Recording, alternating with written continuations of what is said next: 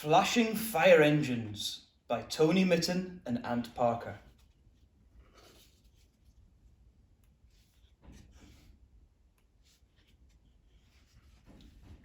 Big, bold fire engines waiting day and night, ready for a rescue or a blazing fire to fight.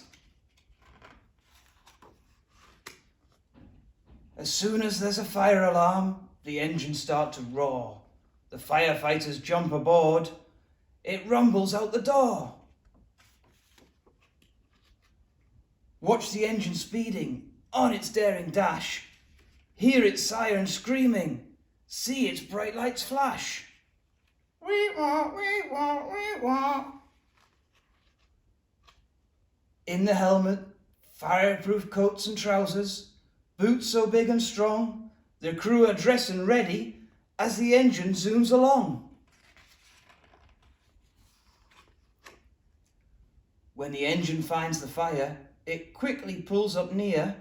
The crew jump out and roll the hose and get out all the gear. The hose has got a nozzle that shoots a jet of spray. It squirts right at the blazing flames and sizzles them away. The water tank is empty soon, so where can more be found? The engine's pump can pull it up from pipes below the ground. The fire is hot and roaring. It makes a lot of smoke. The firefighters put on their masks, otherwise they choke.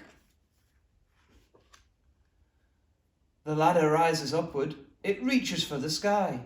A fire engine's ladder stretches up so very high. Sometimes there's a platform right up at the top. It waits beside the window, then into it you hop.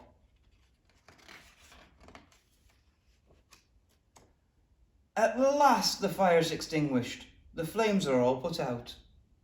Lower the ladder, roll the hose. Hooray! The fire crews shout. Back inside the station, the crew can take a break. But the fire engine's ready, and it's waiting wide awake.